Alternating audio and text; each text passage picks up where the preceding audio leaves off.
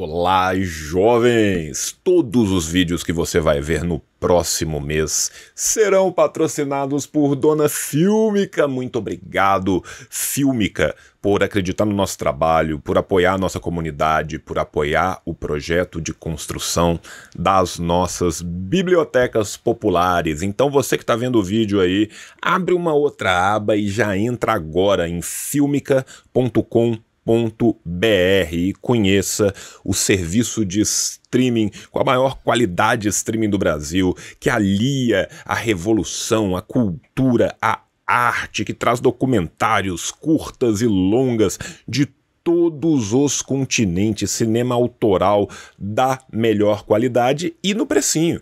Tá? Se você colocar o cupom JOÃO20, o plano anual, que já tá absurdamente barato por 120 pila, sai por 96 e essa diferença vem para nós, vem para a construção do projeto de bibliotecas populares do tio. Mas João, eu gosto de ver os trem na televisão, a televisão é grandona, o computador é pequenininho.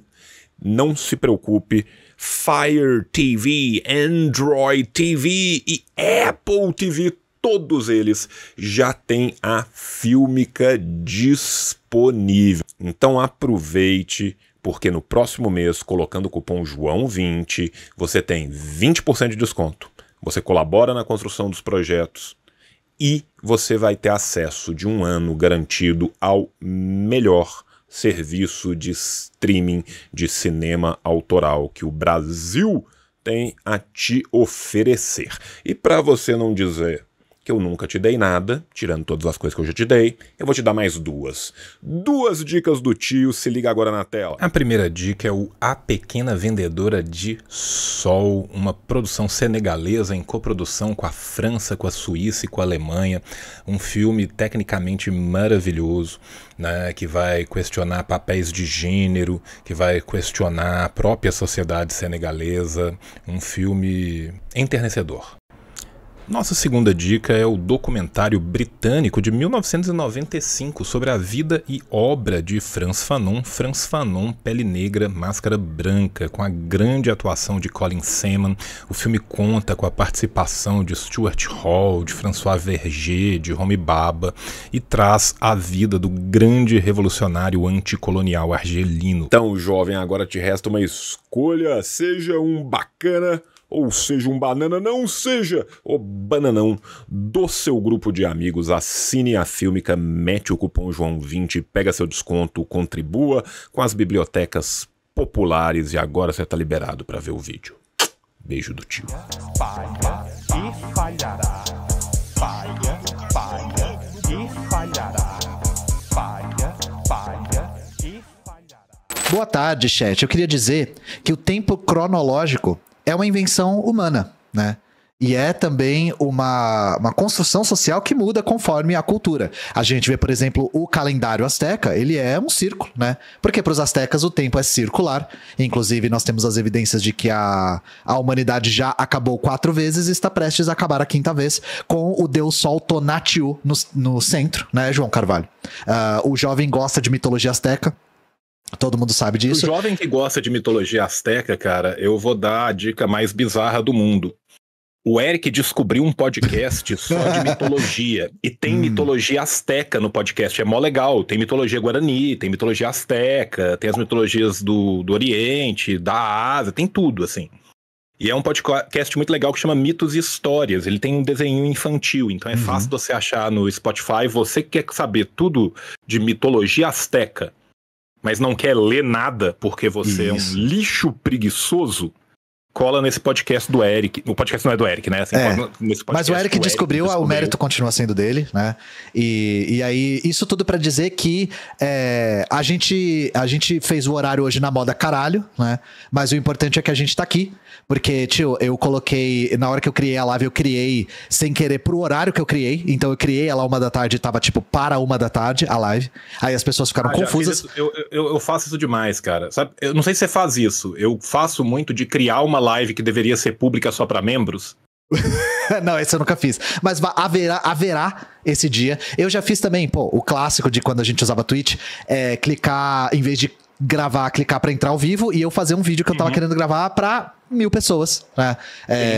Pelo menos eu não fiz que nem aquela streamer famosa que abriu o cu ao vivo, né? Teve esse episódio de abressão de cu e... Teve mesmo, assim? Teve. A menina, ela queria gravar pra um OnlyFans dela e ela clicou, em vez de ir pra gravar, ela clicou pra entrar ao vivo, ela chega e abre o cu na câmera e aí nós temos esse episódio nos registros aí da Twitch, né? Agora Caralho. é muito mais difícil isso acontecer no YouTube, porque nós temos começar transmissão e entrar ao vivo, que são coisas completamente diferentes, vocês têm que aprender a diferença disso se quiserem fazer streaming no YouTube, né? Aqui através do OBS. E também eu coloquei o horário para as 3 da tarde e a gente entrou 2 e foda-se. Então é isso aí. O importante é que hoje a gente vai falar dele, né? A gente vai falar de um cara que todo mundo aí no chat achou que era o Ei Nerd, João Carvalho. Todo mundo achou que era o Peter Jordan. E não é o Peter Jordan. É o Jordan Peterson, que é diferente. É o Jordan Peterson. Ele é filho do Peter Jordan. Isso, Peter Son. Exatamente, Peter Son. Ele é filho do Peter Jordan. E o Jordan Peterson, ele é, como diz o nosso camarada Hakim, né? Nosso camarada iraquiano que eu entrevistei aqui no canal, é o homem lagosta, né? Porque lagosta mija pela boca. E o Jordan Peterson é o homem lagosta. Ele é um canadense que é, digamos assim, tão filósofo quanto o finado Olavo, né? Chamar ele de filósofo é que nem chamar o Olavo de filósofo. Assim, nós estamos falando do homem que levou uma surra de Realpolitik, do pior analista de Realpolitik que a gente pode colocar muitas aspas e chamar de esquerda, que é o Zizek. O cara conseguiu apanhar pro Zizek. E ele apanhou meio... ele se auto-apanhou, porque o Zizek não contribuiu muito, assim, não foi um debate, foi mais uma imensa perda de tempo aquilo. Mas, João, você que é adepto da reação, né? É engraçado falar isso, né? Porque reação é uma gíria é uma expressão pra extrema-direita, né? Mas você que é um adepto do React, você já reagiu ao Homem Lagosta? Ó, minha câmera travou. Cara, vai ser assim hoje, tá, gente? Pior que não, cara. O que me deixou muito próximo disso tudo foi o fato que eu achei maravilhoso, que é militantes comunistas e as suas analogias com animais marinhos. Né? Porque sim, normalmente quando o cara fala... Lagosta, né? Eu adorei a do Hakim do Homem Lagosta, e eu uso muito fulano é uma estrela do mar. Por quê? Porque existem certas estrelas do mar que se alimentam pelo mesmo buraco que defecam. Gostei. Essa aí é boa também. Eu acho que a gente consegue encontrar outros animais nemateumintos, talvez, invertebrados, que façam a mesma coisa pra gente continuar as analogias, até a gente fazer todos os membros da extrema-direita serem cada um animal diferente. Eu acho isso um objetivo bom pra gente ter. Acho importante. Né? E se você gosta de cinema, veja O Lagosta, não O Homem Lagosta. O Lagosta é um excelente filme.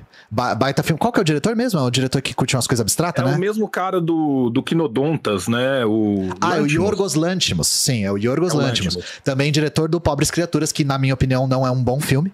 Também diretor do Sacrifício do Cervo Sagrado, enfim. Né? O Lagosta é um bom filme. Eu gosto do filme O Lagosta. E diretor de Dente de Cachorro, que é uma experiência humana terrível. Sim, esse filme também é plágio de um filme da década de 70 chamado O Castelo da Pureza, que é um filme espanhol. Então fica aí a dica, se você gostou do Dente Canino, assista O Castelo da Pureza. Você vai gostar mais, eu acredito. Gente, hoje a gente vai entre zooms ins e zoom out do João e a minha câmera travando, que aqui a gente tem problemas diferentes, né? Mas sempre problemas. A gente vai ler... minha câmera travar e vou tentar amarrar minha mão, tá? Isso. Hoje a gente vai ler um texto que me atraiu só pelo título. E eu tenho certeza que atrairia todos vocês também pelo título. Deixa eu colocar na tela aqui, DJ. O João me vem de manhã, antes do meu café, me mostrar um artigo chamado Por que Karl Marx precisava desesperadamente do conselho de Jordan Peterson. Olha, é por isso que eu coloquei aqui o título da live: Jordan Peterson aconselha Karl Marx com fatos e lógica. Porque vocês sabem que a extrema-direita canadense / estadunidense adora fatos ou lógica nos seus argumentos, né? E o Jordan Peterson... Lixos contextualistas. E, lembrar uma outra coisa. O Jordan Peterson é o sapucaco da pseudofilosofia estadunidense / canadense, né? Caso vocês não saibam, a voz do Jordan Peterson é idêntica ao dublador do Sapo Caco em inglês. Tá? É um falsete. Cara, eu nunca tinha parado pra pensar isso. Quando você ouvir da próxima vez. Ouvir igual, saca? Sim. Quando você ouvir da próxima vez, você vai ouvir. Ele tá ficando cada vez mais, porque ele era meio Sérgio Moro. Ele flutuava entre a voz normal e o falsete. Agora que ele tá mais velho, ele tá só falsete. Ele entra no falsete e não sai mais. Ah, e você falou também, João, que o Jordan Peterson tomou uma surra do Zizek. O Jordan Peterson fez a proeza de tomar uma surra de um cara que utiliza na internet a alcunha de Destiny, que eu não sei se você sabe quem que é. Nossa, cara, eu vi esse rolê, velho. Eu vi Jordan esse rolê Peterson. quando ele tava começando, acho que no Twitter. Ainda era Twitter, se eu não me engano. Eu vi ele na Twitch, assim, eu vi ele no streaming já.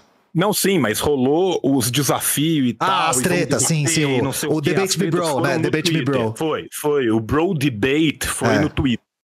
Mas tem um que é super... Cara, e tem uma fotografia de cinema, a captação, assim, do debate, entre aspas, debate, né? E é o Destiny conseguindo tirar o Jordan Peterson do sério num nível que ninguém nunca tinha conseguido tirar. Então, se você quer ver o Sapo Caco Lagosta muito puto, em full falsete, contra um maluco que nunca leu um livro na vida, e é todo versado em verbete do Wikipedia, não deixe de perder, assim, o debate. Ih, você tá mudo, tio. Eu não sei se foi aqui, pera aí, gente. Fala alguma coisa, tio. Tio? Melhorou. Acho que foi aqui. Eu acho que a galera tava ouvindo e meu PC tá indo de xereca aqui. Eu tô vendo que o problema é técnico. Mas enfim, o Destiny também que teve a brilhante ideia de debater com Norman Finkelstein, né? E conseguiu fazer o Norman Finkelstein também sair muito do sério e falar, para de demonstrar sua imbecilidade perante de todos, que é uma coisa que eu nunca tinha visto o Norman Finkelstein falar.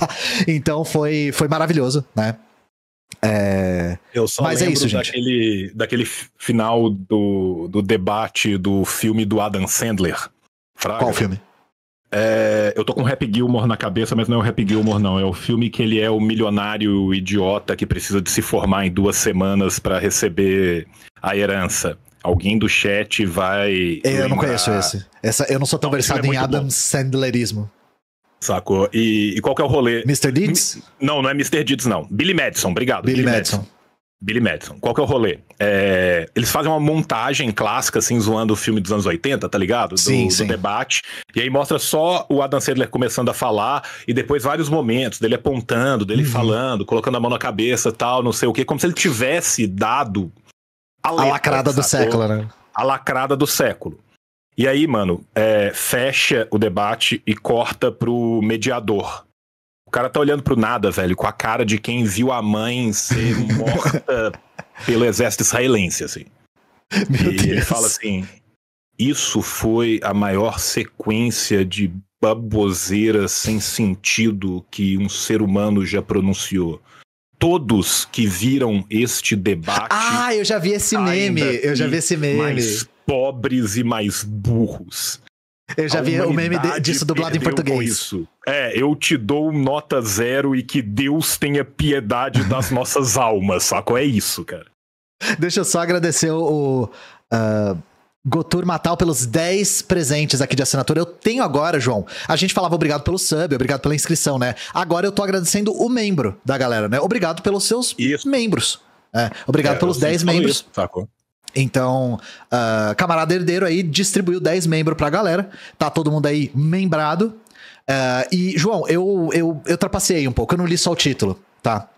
Eu li a primeira frase. Você chegou a ler um pouquinho disso aqui? Não, é bom eu que... não li nada. Maravilha.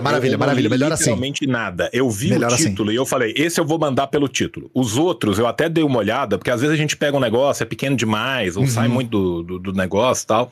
Os outros eu até dei uma olhada nos primeiros parágrafos, cara, saca? No primeiro parágrafo de cada um. Esse eu li o título, que eu falei, esse título já valeu. Eu fico feliz que você não tenha lido o primeiro parágrafo. Então eu vou ler o primeiro parágrafo pra você. Você vai ser o reactor hoje, tá? Nós temos aqui o glorioso... onde que nós estamos? Estamos no Mises.org, né? Mises.org. Nós temos aqui... Karl Marx exemplificou a tentativa de consertar o mundo sem limpar o próprio quarto primeiro, né? Aí eu desci e fui ler. Deixa eu deixar em modo leitura pra ficar mais fácil. Ao percorrer o maravilhoso livro The Devil and Karl Marx, aí eu parei. Porque esse livro aqui tem a tradução em português de Karl Marx e o Satanismo. Então nós temos aqui o começo de um artigo falando do conselho que o Peter Jordan deu pro Karl Marx e começa com ao percorrer o maravilhoso livro Karl Marx e o Satanismo. Eu vou clicar aqui em off porque é um link pra Amazon aqui e eu não quero. Às vezes a Amazon mostra informação pessoal quando a gente clica. Uhum. Então deixa eu ler aqui a sinopse, né, desse livro. Deixa eu traduzir aqui na unha. Vamos ler a sinopse de Karl Marx e o Satanismo, João Carvalho? Infelizmente, sim. Você quer Diabo colocar na tela? Então, eu tenho medo de aparecer minhas informações da Amazon, porque tá no site da Amazon. Vai lendo, porque às vezes a Amazon faz isso, né? Eu não vou ter acesso. Eu tô lendo em off aqui por conta disso. O Diabo e Karl Marx, longa marcha da morte, engano e infiltração. Vamos lá. Começa assim. 2 décadas após a publicação O Livro Negro do Comunismo. Já começou bem. Começou bem. Ele Começou muito bem. Solidamente ancorado em vários nada. Sim.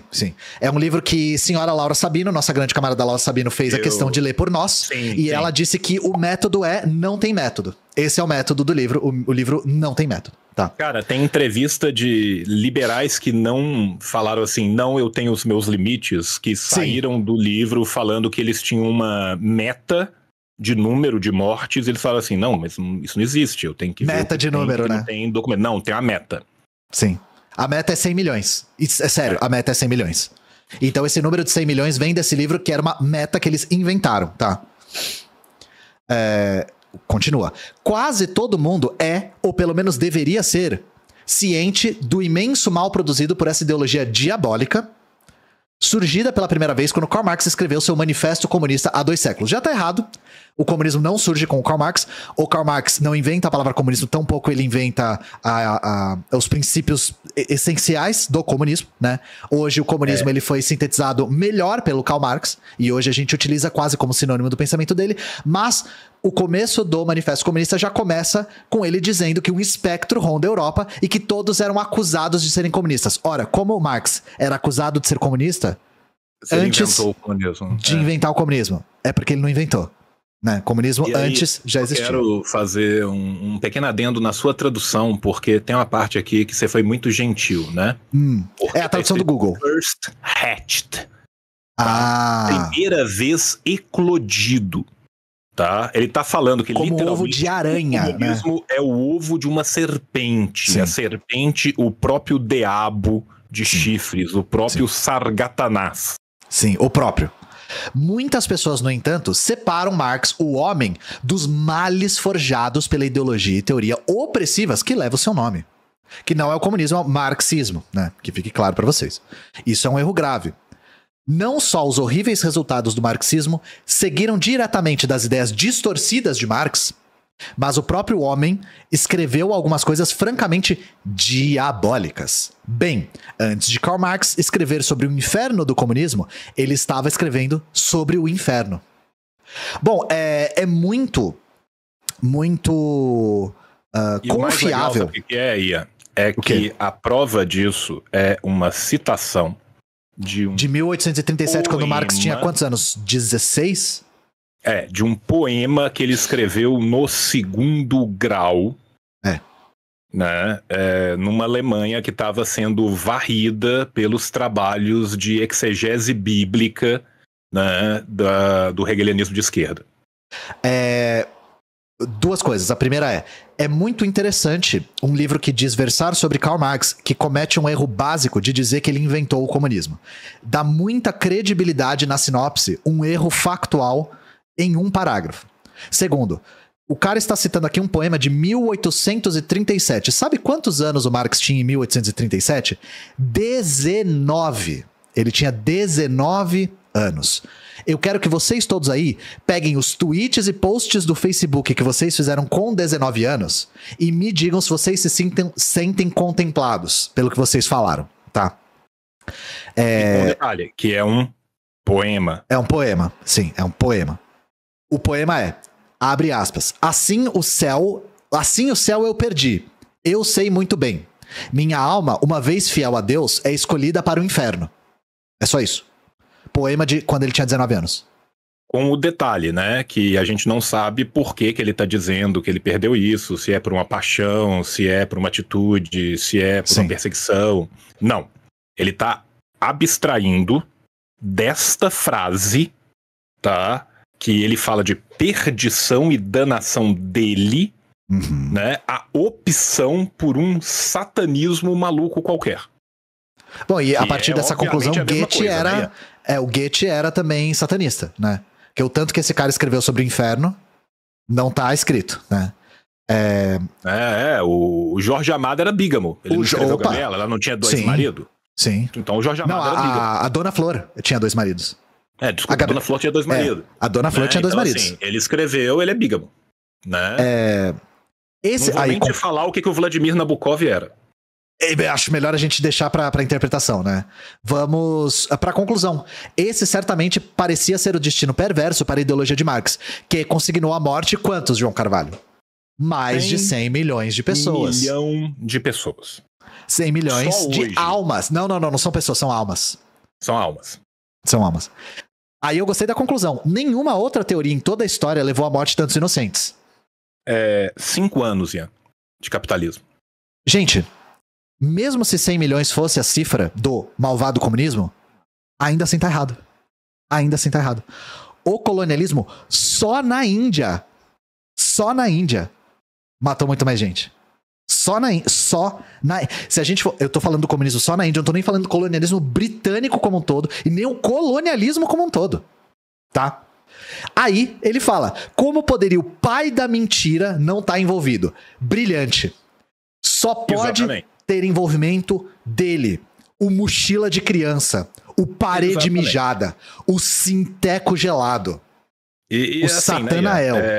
Vamos lá, né, cara? Eu sei que eu já falei isso 700 milhões de vezes, mas eu vou falar de novo, tá? Fontes, o comunistíssimo poverty.com, a organização da ONU para distribuição de água, tá? Essas são as fontes, além de uma universidade estadunidense.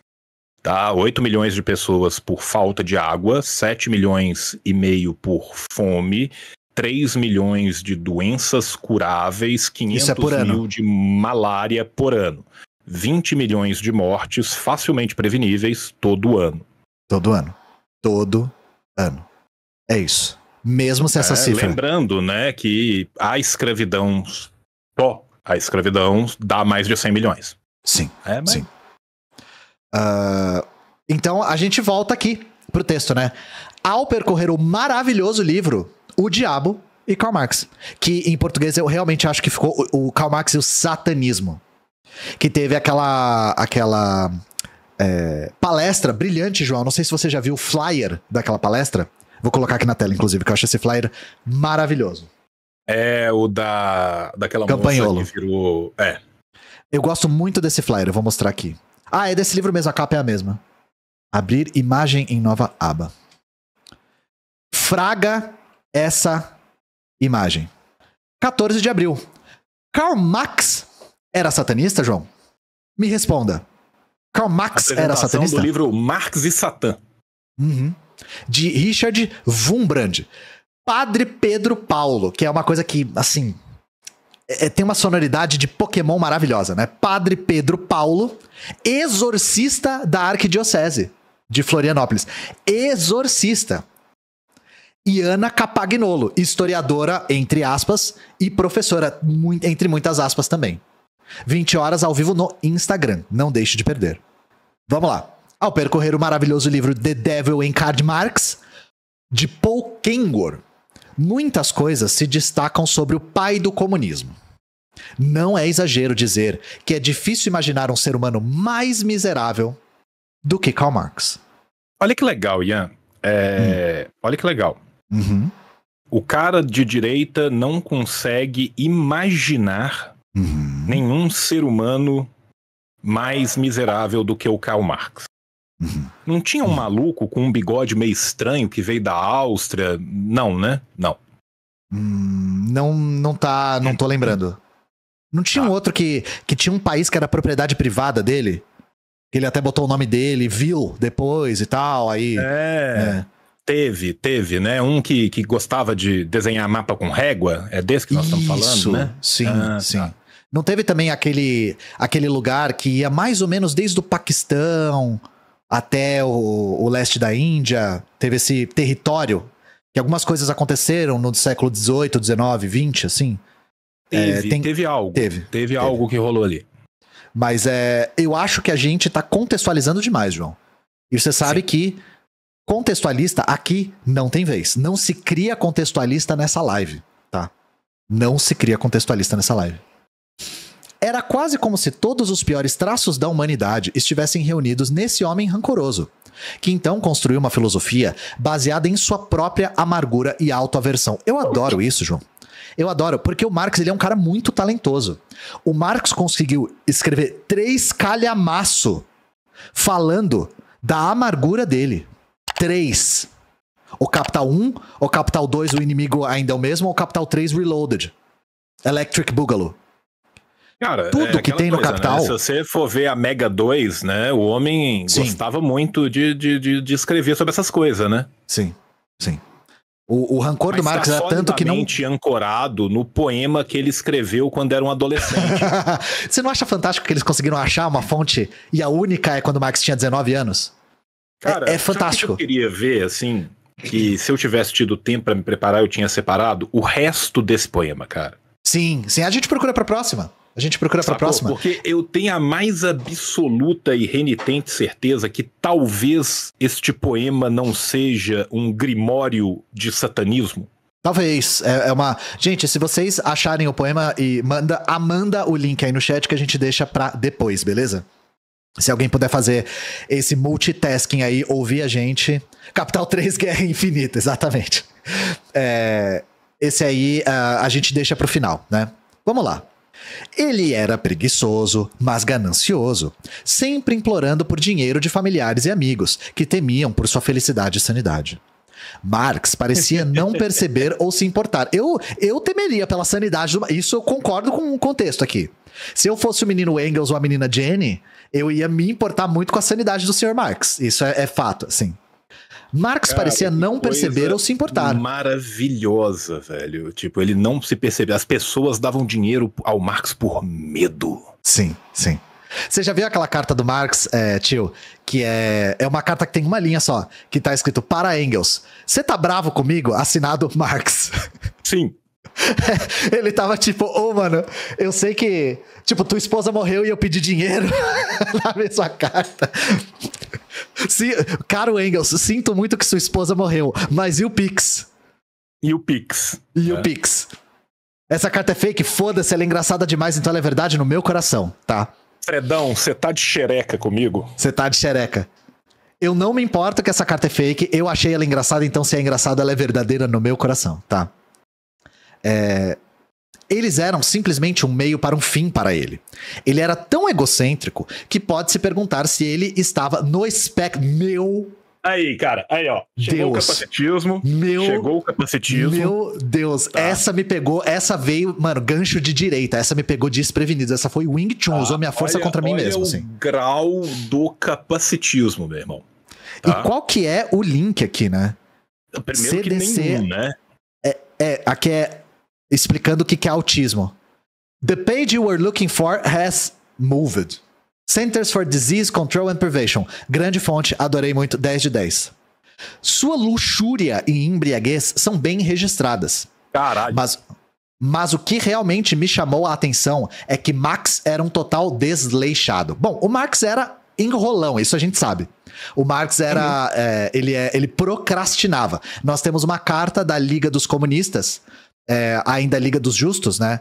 Cobrando que o Marx escrevesse o manifesto porque ele estava enrolando. Então, era uma carta dizendo... Nós temos cartas de todos os editores do Marx cobrando a mesma coisa sempre, tá? Sim. Então, assim, não é só dali. O Marx era enrolão. Que ele foi correspondente. Tem carta do Marx pro Engels falando, mano, tô muito ocupado pesquisando outra parada, escreve o artigo lá pro jornal americano pra mim, fala que fui eu.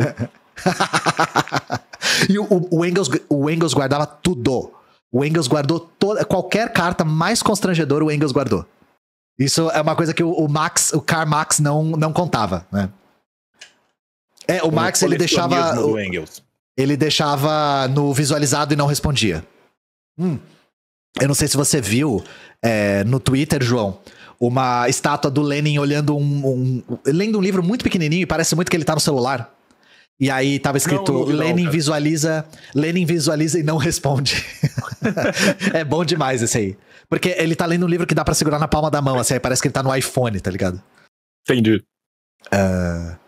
Aqui está como ele foi descrito em um relatório da polícia... João Carvalho. Relatório da polícia prussiana por volta de 1850. A polícia prussiana que é absolutamente neutra acerca da atuação política de Sr. Karl Marx, né? Sim, de forma alguma, um relatório da polícia. Se a gente pega alguma coisa para ver, né, como que a pessoa se portava e o que podemos fazer dela, são os relatórios dos seus persecutores legais. Sim, sim. Que inclusive fizeram com que o Marx fosse exilado da Prússia 2 vezes, diga-se de passagem, e tivesse que encontrar morada primeiro na França, depois na Bélgica e depois na Inglaterra, tá? O Marx foi pulando de país em país porque ele era frequentemente perseguido pela polícia. Vamos ver o relatório. Dos locais. Sim. Por sua atuação política, tá? O Marx era perseguido por sua atuação política. O Marx, gente, não caiam nessa ilusão também de que o Marx era apenas um teórico de gabinete. O Marx era um militante organizado. Sempre buscou ser. E sempre foi um militante organizado no que tinha de mais avançado em sua época, tá? É importante a gente se inspirar também na atuação do Marx na Liga dos Comunistas e na Associação Internacional dos Trabalhadores, também conhecida como Primeira Internacional, né? Lavar, arrumar e trocar a roupa de cama são coisas que ele faz raramente. E ele gosta de ficar bêbado. Ele não tem horários fixos para dormir ou acordar, tudo é desorganizado. Em poucas palavras, tudo está de cabeça para baixo. Sentar-se torna-se um negócio completamente perigoso. Sentar-se torna perigoso?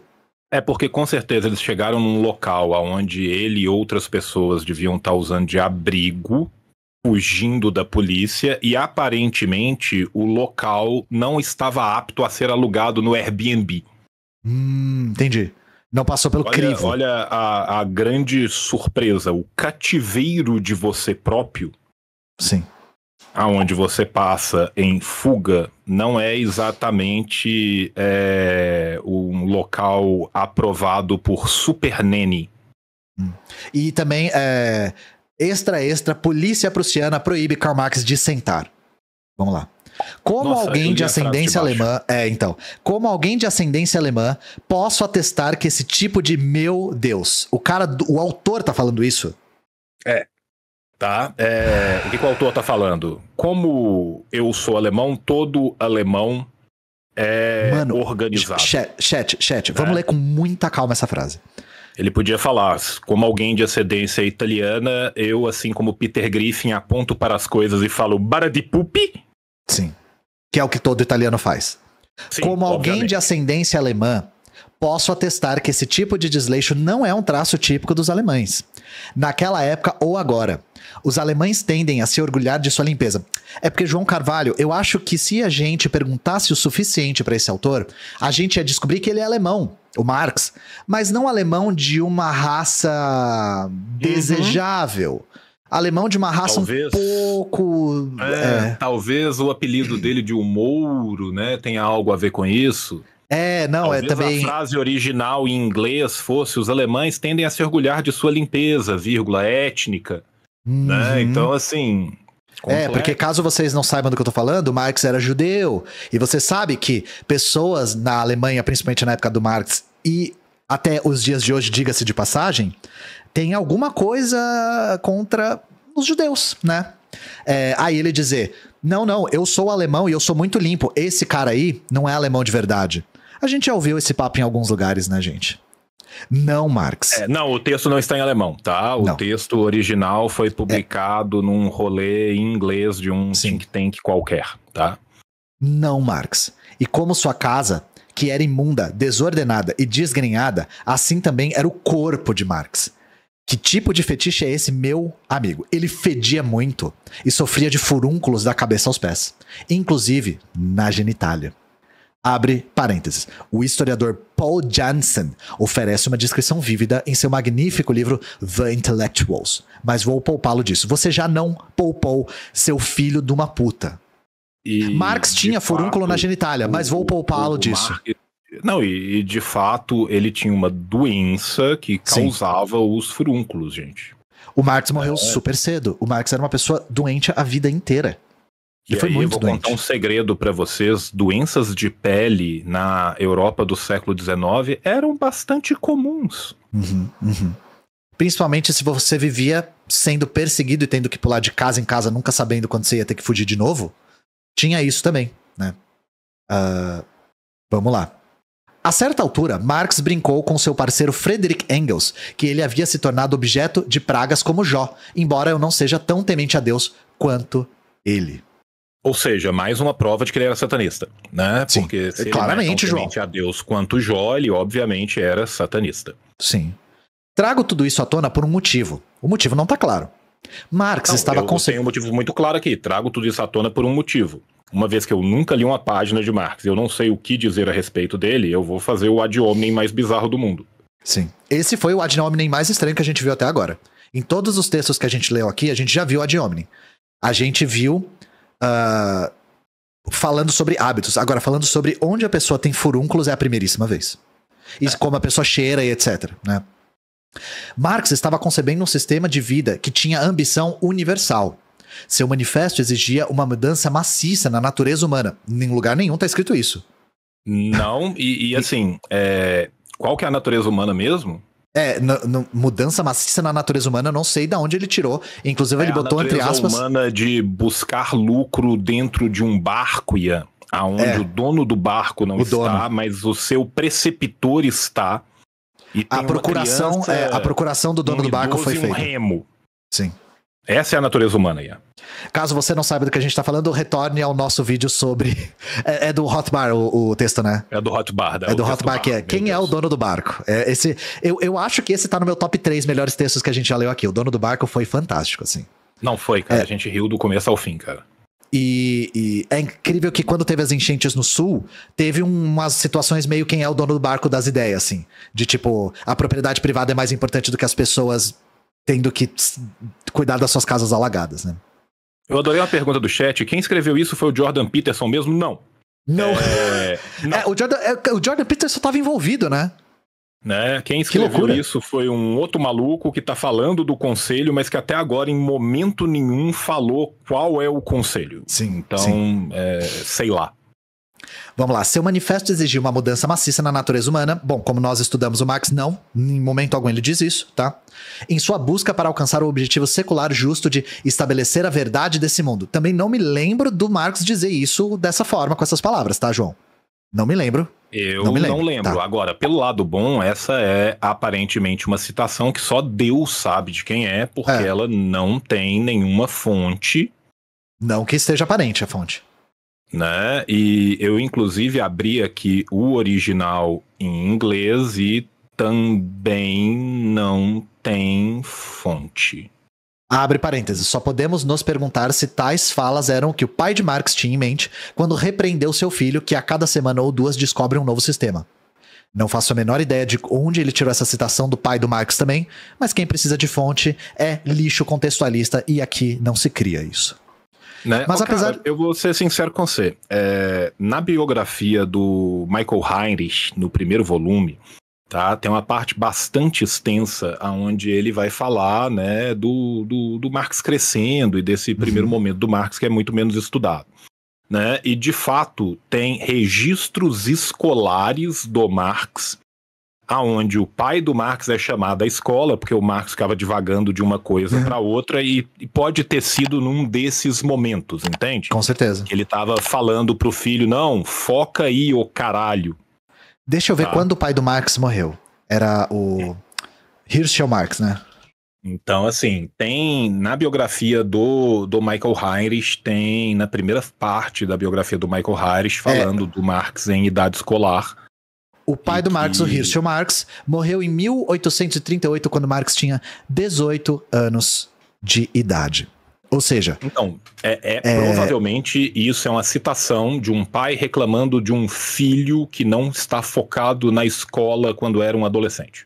Sim. É basicamente isso. O Marx sequer tinha pensado em começar a versar sobre as coisas mais básicas que ele iria trazer na sua teoria. tá? Mas apesar de todas as suas grandes palavras e de todas as suas visões grandiosas para a humanidade, Marx não conseguia sequer administrar a sua própria casa, sua própria saúde e a sua própria vida. Não quero minimizar essas tarefas. Administrar a própria vida... o conceito de administrar a própria saúde. Marx se você não conseguia se tornar imune a doenças por meio de Unagi. Sim, ele podia descobrir os benefícios da meditação e conseguir projetar as doenças para fora do seu próprio corpo, né? Sobretudo isso no século XIX, que a medicina era muito desenvolvida e muito acessível para a população como um todo. A gente sabe disso. Administrar a própria vida não é tão fácil quanto parece. Às vezes parece que há 1000 obstáculos à nossa frente que nos impedem de viver a vida que queremos, e o dobro de armadilhas. Mas superar esses obstáculos e aprender a evitar as armadilhas é o caminho para o crescimento individual. E esse é o caminho para um mundo melhor. Obrigado, Pablo Marçal. Obrigado, eu pensei a mesma coisa, cara. Eu ia falar, esse parágrafo foi escrito pelo Pablo Marçal, né? Muito obrigado, Pablo Marçal. Que o único caminho para um mundo melhor é o crescimento individual. Claro, João. Tá? Porque somos todos mônadas. Não, e eu acho ótimo, porque isso faz com que essas pessoas cheguem numa conclusão muito boa, né, João? Nós temos países desenvolvidos e países subdesenvolvidos, né? Se o caminho para o progresso é o desenvolvimento e o crescimento individual, isso significa que nos países subdesenvolvidos, os indivíduos têm algum problema, não tem, João Carvalho? Sobretudo indivíduos... É o que, né, o professor Rock citando Hatzel, sem falar que está citando Hatzel, né, justifica o clima, né? Isso. Pessoas de uma certa cor, que falam certas línguas, que praticam certas religiões, têm uma... aí, segundo essas pessoas, um problema com o crescimento individual, né? Com a disciplina, com o autoaperfeiçoamento. Você não lembra da língua do carneiro? Que língua do carneiro? Foi um texto que a gente leu aqui de um Pororoca Classics. Agora eu não lembro de quem que era. Se era do Locke, se era do Montesquieu. Era do Montesquieu. Era do Montesquieu. Sim, ele vai pesquisar a língua do carneiro, e a língua do carneiro, num lugar mais quente, não funciona do mesmo jeito. Isso. E aí ele chega à conclusão de que os seres humanos são inferiores no calor, é isso. Exatamente. E o Montesquieu, ele chega numa conclusão melhor ainda, que é: quente demais é ruim, mas frio demais é ruim também. Sabe onde é bom mesmo? Sim, na França. Na França. A França tá exatamente onde o povo é evoluído. Quase 2.500 anos antes de Marx nascer, o filósofo grego Platão ofereceu melhor conselho do que o filósofo comunista. Conserte-te primeiro. Jordan Peterson expôs essa ideia mais recentemente, aconselhando que, se alguém quiser melhorar... Esse é o conselho de Jordan Peterson, tá, gente? É assim que o Jordan Peterson chegou no nosso texto, tá? Se alguém quiser melhorar a sua própria vida e o mundo, deve começar limpando o seu quarto. Abre aspas. Se você não pode nem limpar o seu próprio quarto, quem diabos é você para dar conselhos ao mundo? Fecha aspas. Peterson pergunta. É um conselho do qual Karl Marx teria se beneficiado, mas não acho que ele teria sido capaz de dar ouvidos a isso. Uma das coisas que eu noto no livro de Kengor é que Marx recebeu muitos bons conselhos de pessoas que o amavam e se preocupavam com ele. Seu pai escreveu uma carta comovente e profética para o seu filho, dizendo-lhe que se preocupava com a sua capacidade de encontrar a felicidade. Abre aspas. Você jamais, e essa não é a dúvida menos dolorosa no meu coração, será capaz de uma felicidade doméstica verdadeiramente humana? Perguntou Heinrich Marx. Heinrich é o nome que ele teve que mudar por conta do antissemitismo, né? O nome original dele é Richel. Exato, como advogado. Foi o nome que ele adotou para poder ser advogado na Prússia da época. A resposta de Karl Marx foi pedir mais dinheiro ao pai. Sim, porque ele era um universitário e precisava de dinheiro para sobreviver. Publicado originalmente na FEE. Vamos ver, o que é FEE? Foundation for Economic Education. E você viu a profunda crítica demolidora da obra e da filosofia e da economia política de Karl Marx que o texto traz, né? Sim. Nota, as visões expressas no artigo não são necessariamente aquelas do Instituto Mises Brasil, publicado no Instituto Mises Brasil. John Miltimore. João Carvalho.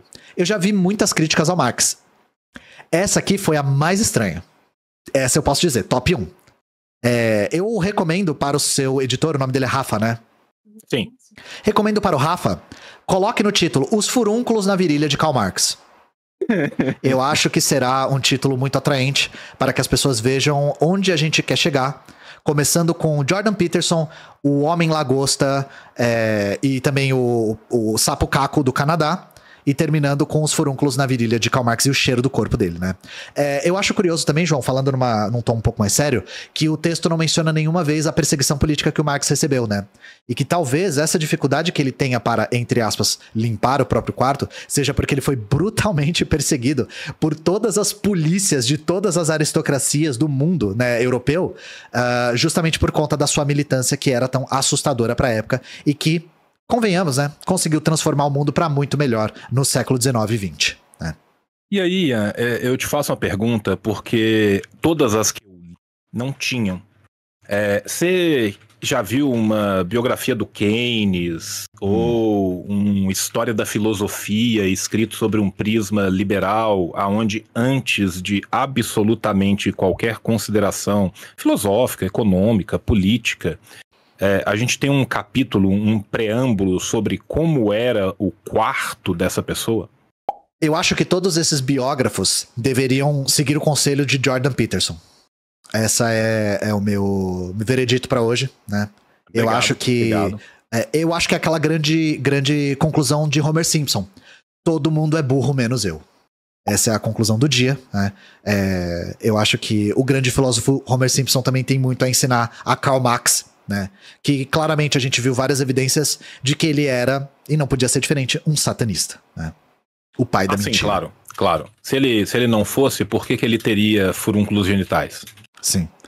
Quando você troca a sua alma com o demônio cobra. E ele cobra onde dói mais. Exatamente. Ele cobra na sua virilha. Exatamente. Ele cobra na sua virilha. Chat, que horas que você tem load hoje, tio? Cara, na hora que eu terminar aqui, eu vou gravar com ele. Então, já vamos pra lá. Não foi nada escrito em pedra. Já vamos pra lá, que aqui não é live por quilo. Nós escrevemos com pus a partir dos furúnculos da nossa virilha. Sim. Aqui não é live por quilo, a gente já chegou nos pormenores aqui desse texto que foi tão enriquecedor para todos vocês. Recomendo ouvirem algum vídeo com o Jordan Peterson falando para vocês ouvirem que ele é igualzinho o Sapo Caco, de verdade. E não acabou, porque o João agora vai assistir One Piece com o senhor Load.